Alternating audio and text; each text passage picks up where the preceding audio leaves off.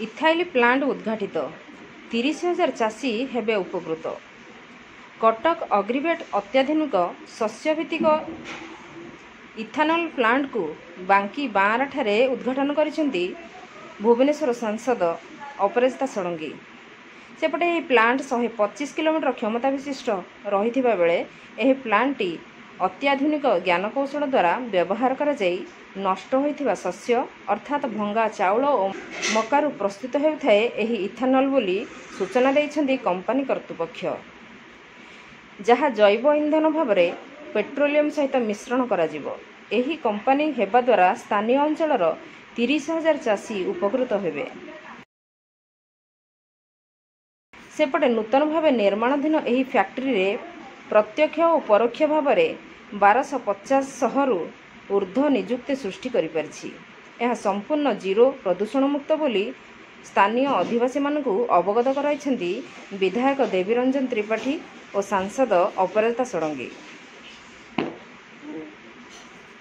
सेपटे ethanol plant उद्घाटन को जीवा बाटरे स्थानीय मुंडली आदिवासी गोविंदपुर छकठारे सांसद अपराजिता को अटकाई एक लिखित दाबीपत्र देइछंती। यह सहित सांसद को अभियोग करछंती एही प्लांट हेबा द्वारा स्थानीय मुंडली नुआसाहीर आदिवासी बेसी प्रभावित हेउछंती। आज बांकी ठारे जो 125 किलोलीटर पर डे रो इथेनॉल प्लांट आरंभ करा जाउची। एति पाई मो मोहित सिंगला साहब तांकर संगरे काम करूथिबा तांकर सहकर्मी माननकु बहुत बहुत धन्यवाद देबाकु चाहूची, बधाई दउची। आमे समस्ते ओडिशा राज्य रे औद्योगिकरण चाहूछु। विभिन्न जगह रे micro small medium large enterprises हो, एटा ही आम समस्तंकर इच्छा।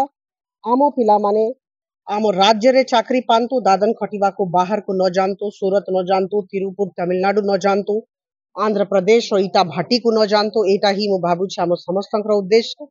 वर्तमान जे भारतीय जनता पार्टी रो सरकार ओडिशा राज्य रे भी एटा ही चाहूछि जे दादन खटिबा बंद हो, आम पिला माने आम राज्य रे चाकरी पांतु। से दिगरे इथेनॉल प्लांट जोटा कि आज आरंभ करा जाउछि निश्चित भाबरे चाकरी जोगाई दबो। वर्तमान सुनिबा को पाइली जे 250 पिला माने जो माने आखो पाखो अंचल रे बांकी रे बारंग रे भुवनेश्वर रे रहुछंती से माने चाकरी पाइछंती, तो बहुत बड़ कथा। आ गोटे बड़ कथा होछि जे ए जे इथेनॉल प्लांट जो इथेनॉल बाहरुछि zero air pollution, zero water pollution, zero liquid discharge, कौन सी प्रकार प्रदूषण रो प्रश्न ही नहीं। एटा हम समस्त को मन रखिबार अछि। आउ द्वितीय कथा कहबी जे हमरो पाखा पाखी 30,000 चाषी लाभान्वित हेबे। इटा मक्का दरकार, धान दरकार, मक्का धान जो प्रकार तांकर जे कैपेसिटी अछि 125 KLPD तांकर कैपेसिटी को देखला बडको मो कहबी जे एटा मक्का धान 30,000 चाषींकर जमी रो आसीबो आ निश्चित भाबरे हमरो चाषी माने लाभान्वित हेबे। So it is a win win situation for all. मु मोहित सिंगला साहब तांकर टीम को बधाई दउछि। बांकीरू संजीव आनंद जनक रिपोर्ट, नागराज न्यूज।